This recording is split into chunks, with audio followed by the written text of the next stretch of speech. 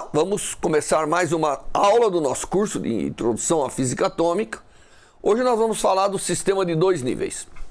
Como nós sabemos em física, e nós vimos nos átomos, raramente nós temos sistemas de dois níveis. Às vezes temos situações que se comportam como dois níveis. Imagine que eu tenho um elétron com seu spin up and down. Esse é um sistema de dois níveis praticamente. Não é? Na presença de um campo estacionário, magnético constante, seria um sistema de dois níveis. Mas normalmente os sistemas são de multiníveis. Mas a aproximação de dois níveis ela é extremamente importante. Por quê? Porque em muitas situações os demais níveis são contribuições desprezíveis ao problema e você pode considerar o problema como se tendo apenas dois níveis de energia. Quando a gente fala que o sistema é de dois níveis, nós estamos dizendo que tudo que nós temos ali são dois estados. Não pode existir mais nada. Portanto, qualquer coisa que o sistema aconteça tem que ser composição desses dois níveis. O universo do sistema físico aqui são esses dois níveis. Tudo tem que depender apenas desses dois níveis.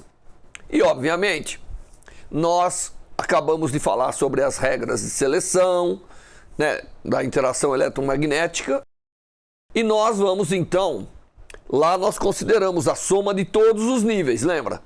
Nós tínhamos que somar, começando de um nível, a probabilidade do átomo sair daquele nível inicial e ir para qualquer um dos outros, depende de uma soma que envolve os elementos de matriz que acopla a radiação daquele específico nível inicial com todos os outros. Agora o nosso sistema só tem dois níveis, então a soma ela é trivial, porque só tem dois níveis. Se sai de um, ou não vai para lugar nenhum, ou vai para o segundo nível. Então nós vamos tratar agora exatamente isso, o sistema de dois níveis interagindo com a radiação eletromagnética. O campo eletromagnético aqui, claro, é importante, porque o sistema de dois níveis que nós temos é solução de uma hamiltoniana que nós vamos chamar H0. Então, é a hamiltoniana do sistema físico que dá origem aos dois níveis. E nós temos como energias ou autovalores E1 e E2 e como autoestados 1 e 2 expresso dessa maneira. Tá certo? E nós estamos incidindo sobre esse sistema de dois níveis um campo de radiação monocromático, portanto ele tem uma frequência determinada, ômega, uma amplitude numa determinada direção do espaço, que caracteriza a sua polarização. E o que nós vamos fazer? Esse campo eletromagnético vai interagir com esse sistema de dois níveis. E se você lembrar o que nós fizemos lá atrás, nós, quando estávamos discutindo as regras de seleção, discutimos até agora basicamente a transição de dipolo elétrico, que é uma aproximação do campo onde apenas a dependência temporal do campo é importante. A espacial não é tão importante agora. Muito bem. Então nós vamos considerar aqui a interação de dipolo. Então nós vamos continuar considerando a interação de dipolo. Depois de tratar o sistema de dois níveis, nós vamos considerar as outras regras de seleção, como as transições de dipolo magnético e assim por diante. Mas para esse problema em específico, nós vamos nos ater à aproximação de dipolo. Isso significa que esse campo conecta esses dois estados via transição dipolar. E o que acontece? Se eu começar com o sistema físico num dos estados, obviamente ele vai poder migrar para o outro estado. Então o campo vai ser capaz de acoplar o segundo estado com o primeiro. Mas não só isso, também vai acoplar o estado de cima com o estado de baixo. Então nós teremos aqui um sistema muito interessante que vai dar origem a oscilações de população, oscilações da probabilidade de transição entre o estado 1 e o estado 2. Tá certo? Então nós vamos aproveitar esse exemplo, essa situação, quer dizer, porque não é um exemplo, né? É uma situação que se aplica a muitos exemplos. e vamos discutir vários conceitos que nós temos na interação da radiação com a matéria, inclusive o problema da absorção, o problema da emissão espontânea, que nós vimos já de uma forma bastante geral no nosso sistema. Muito bem, então, se nós considerarmos a interação de dipolo, que vai ser a interação que nós vamos considerar aqui, então, a chamada interação do sistema, que vai ser representada por uma newtoniana de interação, é a nossa aproximação dipolar, que é basicamente um elemento de matriz que depende do deslocamento da nuvem eletrônica quando interagindo com o sistema eletromagnético, com o campo eletromagnético. Bom, os estados do sistema, que como nós dissemos, são estados de H0, eles são dados por Psi1, que tem uma dependência espacial, que nós vamos chamar de Φ1, e uma dependência temporal, que é a dependência típica dos sistemas estacionários. E elevado a menos I E1T sobre H cortado. Então, essa fase aqui, que aparece quando nós estamos considerando o sistema estacionário, é a evolução temporal, que dá energia, como nós já aprendemos nos fundamentos aí da mecânica quântica e assim por diante. O estado 2 tem uma função de onda Psi2, que tem um Φ2 dependendo do espaço, e tem um E elevado a menos I E2T sobre H cortado como dependência temporal. Então, aqui estão os dois estados do sistema com suas funções de onda. Isso aqui, na verdade, nós consideramos conhecido, porque, em princípio, nós conhecemos o sistema de dois níveis que nós estamos lidando. Apenas, agora nós ligamos a radiação eletromagnética, e essa radiação eletromagnética, ela é capaz de acoplar os dois estados. Tem que haver uma dependência espacial, porque nós vamos lidar com a aproximação de dipolo elétrico, e aí tem que ter um elemento de matriz de R, tá certo? E esse elemento de matriz de R, obviamente, vai existir quando uma nuvem for deslocada em relação a outra, como nós já discutimos quando discutimos as regras de seleção. Muito bem, então, nós estamos em T igual a 0, o sistema está num determinado estado, que eu posso escolher quem eu queira, e aí o que acontece? Aí acontece que eu ligo a radiação eletromagnética. A partir do momento que eu ligo a radiação eletromagnética, a solução do problema não é mais Psi1 ou Psi2, mas é uma superposição de Psi1 e Psi2 com dois coeficientes que nós vamos chamar de A1 para o Psi1 e A2 para o Psi2. Então, o novo Psi, a nova função de onda que descreve o sistema após ligarmos a radiação eletromagnética, é uma superposição dos dois estados. Obviamente, essa nova solução obedece à equação de Schrödinger, dependendo do tempo, que é IH cortado D dt de Psi, H Psi, onde H é a soma da newtoniana do sistema físico, estacionária, e a interação aqui imposta, que como nós já adiantamos e alardamos muitas vezes, vai ser uma aproximação de dipolo elétrico para esse acoplamento. Quem são os AIs? Obviamente, isso aqui é trivial de se entender, que cada coeficiente desse ao quadrado é a probabilidade do sistema, desse átomo específico, estar no estado I. Então, o módulo de A1 quadrado, que o A1 pode ser complexo, obviamente, é exatamente a probabilidade do sistema estar no estado 1. E P2, que é o A2 ao quadrado módulo, ele é a probabilidade do sistema estar no 2. Tá certo? Isso significa que se eu multiplicar Psi por Psi, eu tenho A1 quadrado mais A2 quadrado, como você sabe, porque Psi1 e Psi2 são normalizados e Psi também tem que ser. Ou seja, a soma de A1 quadrado com A2 quadrado, com os módulos, né, ao quadrado, necessariamente me dá 1. Muito bem, então esse sistema de dois níveis é o sistema que nós vamos trabalhar agora.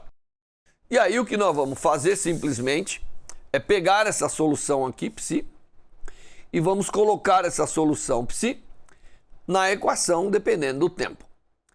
Fazendo isso, nós vamos ter uma equação, nós sabemos como psi1 e psi2 são soluções de H0, então nós sabemos muito bem como lidar.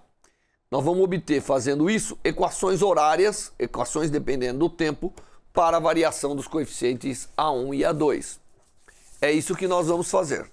Então vamos, sem mais delongas, substituir, né, na equação dependente do tempo de Schrödinger, IH cortado ddt, isso aqui é o psi. Então aqui o psi é A1, já separamos a dependência espacial da temporal, A1 e elevado a menos i E1 de t sobre H cortado φ1, e mesma coisa para o estado 2. Tá certo? A variação temporal desse psi é igual a H0 mais H interação, que é a interação imposta pelo campo eletromagnético entre esses dois níveis, vezes o mesmo psi, que é essa soma aqui também. Não vamos esquecer que H0 φi é exatamente EI φi. Ou seja, os φis são autoestados de H0, como nós havíamos já anunciado. Tá certo? Isso aí é o que quer dizer quando a gente escreve aqui que φ1 e φ2 são soluções de H0. Portanto, se eles são soluções de H0, H0 atuando em φ1 dá E1, H0 atuando em φ2 dá E2. E H interação atuando em φ1 vai dar H interação atuando em φ1, porque eu não expressei ainda H interação. Tá certo? Portanto, esse termo aqui da equação eu posso reescrever dessa maneira. Então eu já levo em conta o fato de H0 atuando em φ1 da E1 e H0 atuando em φ2 da E2.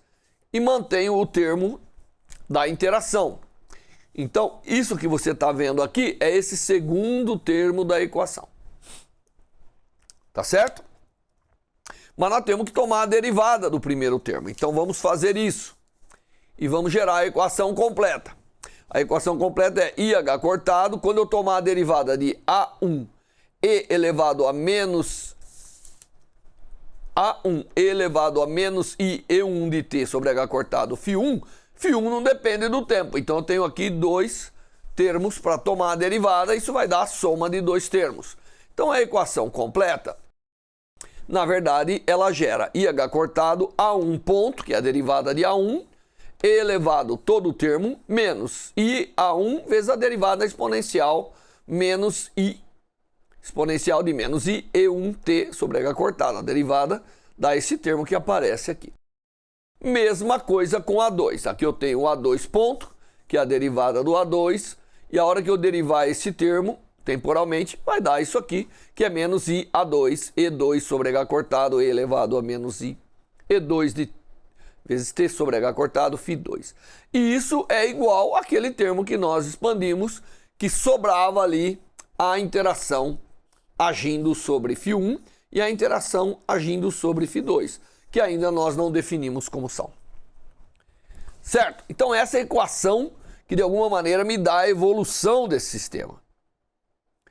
Muito bem, agora o que eu vou fazer? Eu sei que φ1 e φ2 são ortonormalizados, portanto, φ1 dá 2, φ1, φ2 dá 0, porque eles são ortogonais entre si. φ1 com H de interação, φ1 também dá 0, porque eu já defini que o tipo de interação que a radiação eletromagnética vai fazer para o sistema físico é uma radiação do tipo dipolo. Então, aqui, o fato de ser uma interação do tipo de dipolo, as regras de seleção exigem que os dois estados mudem em paridade. Portanto, φ1, H interação com φ1 ou φ2, H interação com φ2 dá 0. Tá certo? Então, nós podemos, usando esse fato, vir aqui e multiplicar escalarmente por φ1. Se eu multiplicar isso aqui escalarmente por φ1, aonde tem φ1 vai dar 1, aonde não tem nada e tem φ2 vai dar 0, tá certo? E aonde tem H interação, vai dar exatamente φ2, H interação, φ1, ou é isso aí vai dar. φ1, H interação, φ2, porque φ1, H interação, φ1 dá 0, como está aqui. Tanto para 1 quanto para 2. A gente poderia até ser generalizado, ser mais geral e colocar φi, para I 1 e 2, né? Qualquer I, 1 ou 2, isso aqui dá 0. Muito bem, o resultado disso, para simplificar, nós vamos chamar o elemento de matriz que advém de φ1, H interação, φ2, nós vamos chamar de V1, 2. E o elemento de matriz, quando for 2, então eu vou chamar de V2, 1, quando é φ2, H interação, φ1. Tá bom?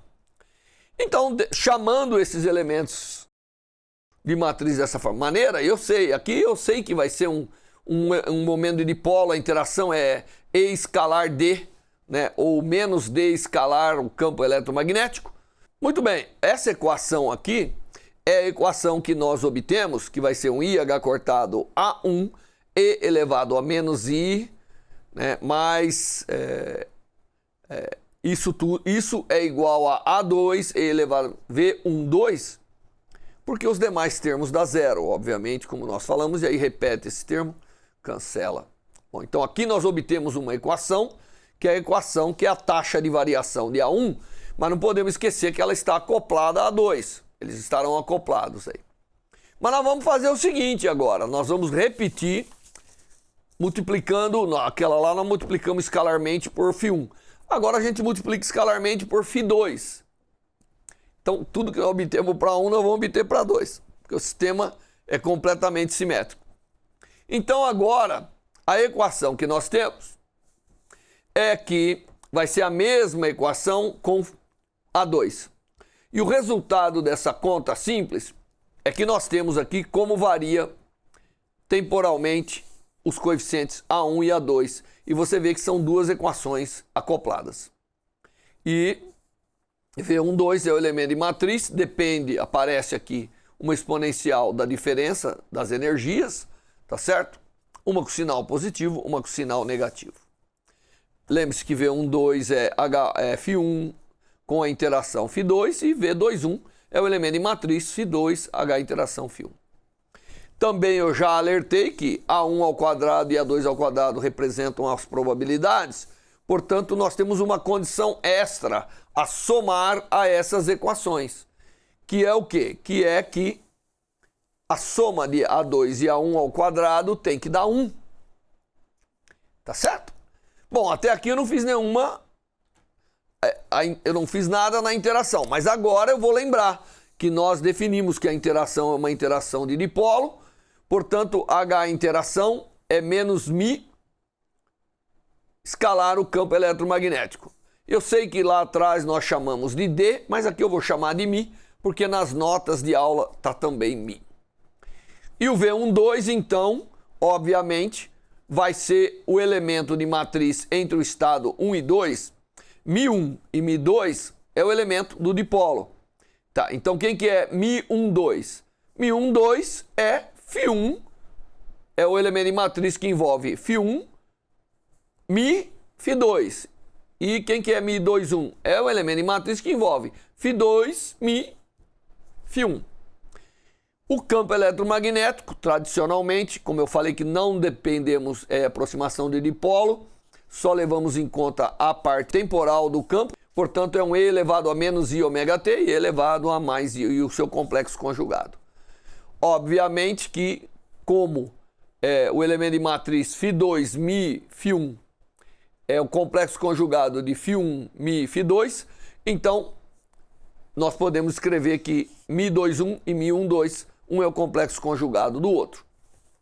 Vamos lembrar que ômega é a frequência da radiação e ômega 1, 2 nós vamos definir como sendo a diferença de energia expressa em unidades de frequência. Então, E2 menos E1 seria H cortado ômega 1,2, portanto, ômega 1,2 é essa quantidade aqui, que expressa, né, a diferença de energia entre o nível 1 e o nível 2 em termos de frequência. Então, agora, eu posso carregar o μ12 é simplesmente a carga do elétron vezes o deslocamento. Esse é o operador de dipolo que nós já havíamos feito lá atrás, tá certo? Então o μ ele é proporcional à carga R. Esse é o operador de dipolo, tá certo? Claro, sendo o elétron tem uma carga negativa aí para poder compensar. Muito bem, então fazendo essas substituições nós temos as equações finais que mostram o seguinte: é só agora eu pego, substituo o campo por aquilo, aproximação de dipolo, lembrando μ12 é só o elemento de matriz que dá do dipolo. Eu tenho uma equação, um conjunto de duas equações para as taxas de variação de A1 e A2. Então a taxa de variação de A1 depende de A2 e a taxa de variação de A2 depende de A1, e tem os termos aqui que aparecem devido ao campo eletromagnético, a sua dependência e a multiplicação pela dependência temporal dos estados. Então, vai aparecer aqui ômega menos ômega 1,2 ou ômega mais ômega 1,2, dependendo dos sinais. Nós vamos agora, então isso aqui é a solução do problema na aproximação do dipolo, e eu posso resolver exatamente isso aqui sem fazer nenhuma aproximação. Mas para dar um gostinho, nós vamos começar fazendo uma aproximação. Vamos dizer que em t igual a 0, A1 é 1 e A2 é 0. Ou seja, o sistema está no estado 1. Então nós vamos começar imaginando que o sistema está no estado 1. Se o sistema está no estado 1, então A1 é 1, mas A2 é 0. Então eu posso calcular, botar aqui 1, posso pegar esse 1, colocar aqui e fazer a integral do A2. Portanto, o A2 ponto, ele é basicamente 1 vezes esse termo aqui, vezes esse termo temporal. Agora eu posso integrar, isso é uma aproximação, óbvio, porque à medida que o tempo passa, A2 cresce, portanto, eu teria um A1 ponto também. Mas, numa primeira aproximação, eu posso agora fazer a integração temporal, lembrando que A2 é 0 em t igual a 0 e que vai crescendo. Se eu fizer a integração, isso é uma integração exponencial, todo mundo sabe realizar. Portanto, fazendo a integração, eu obtenho que A2 é dado por essa expressão. Faço a integral da exponencial, que todo mundo sabe que dá exponencial, etc. Exponencial de quanto a quanto? De 0 a t. Por isso que aparece um 1 aqui na exponencial, quando o tempo é 0. Ômega, então eu tenho um termo que vai com ômega menos ômega 1,2, que a gente chama um termo ressonante. Então, normalmente esse termo aqui, se as frequências forem ômega, for próximo de ômega 1,2, a gente diz que está em ressonância. E esse denominador, então, torna pequenininho, esse termo torna grande. Agora, o termo que aparece com ômega mais ômega 1,2 é um termo que nós chamamos termo antirressonante. Contrário à ressonância. Normalmente, ômega e ômega 1,2 serão grandes, portanto, esse termo aqui vai desaparecer. Eu posso, de alguma maneira, tirar esse termo, que é o termo antirressonante. Então, nós tiramos esse termo do sistema. Por quê? Porque ele contribui quase nada em vista do tamanho das frequências e em vista do fato de que esse termo aqui vai ser mais relevante. Aí eu fico aqui com uma exponencial da diferença, dividido pelo argumento da exponencial, ômega menos ômega 1,2, que eu posso lidar com esse termo. Tá certo? Então, fazendo as devidas multiplicações por e elevado a mais i sobre 2, ômega menos ômega 1,2t, multiplicando embaixo e em cima e fazendo as devidas cálculos, o que é fácil, o A2 pode ser convertido em funções trigonométricas. E o que eu tenho finalmente para esse problema, é que o A2, ele agora varia temporalmente e ele varia com t². Então, o A2, que era 0, isso vale enquanto A2 menor do que 1, muito menor do que 1, A1 próximo de 1. Então, a probabilidade do sistema passar para o seguinte cresce com o tempo ao quadrado.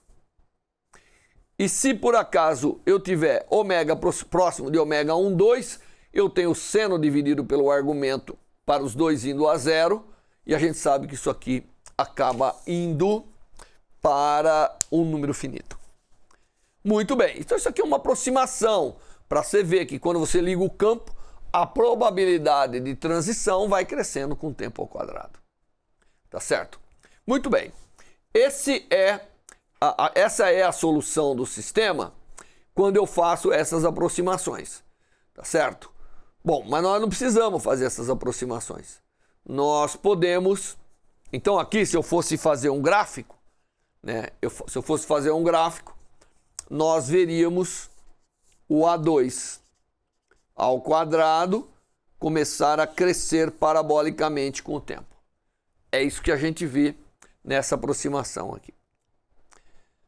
Tá certo? Bom, mas nós, como eu disse, podemos resolver o problema sem essas aproximações. E isso eu vou fazer na próxima aula. Vou considerar as equações acopladas e resolver o problema sem aproximações. Vamos resolver agora o sistema de dois níveis, não fazendo essa aproximação de tempo pequeno. Simplesmente levando em conta que A1 mais A2 tem que ser 0. A1 módulo de A1 ao quadrado mais módulo de A2 ao quadrado tem que ser 1. Tá certo? Levando isso em conta, nós podemos resolver as equações acopladas sem fazer essa aproximação de tempos muito pequenos. Bom, até a próxima aula, onde a gente continua com esse tópico.